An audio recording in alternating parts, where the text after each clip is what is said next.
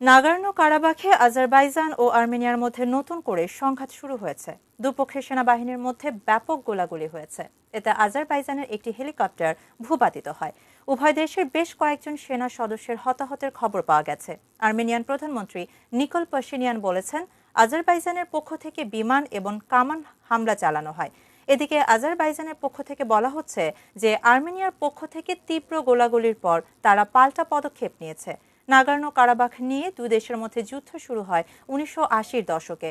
Soviet ইউনিয়নের পতনের পর ১৯৯১ সালে নাগোর্নো কারাবাখে আজারবাইজান ও আর্মেনিয়ার মধ্যে পুরো দমে যুদ্ধ ছড়িয়ে পড়ে।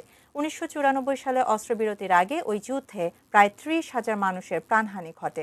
সবশেষ গত জুলাইতে আজারবাইজান ও আর্মেনিয়ার সীমান্তের সংঘাতে ১৬ জনের মৃত্যু হয়েছিল।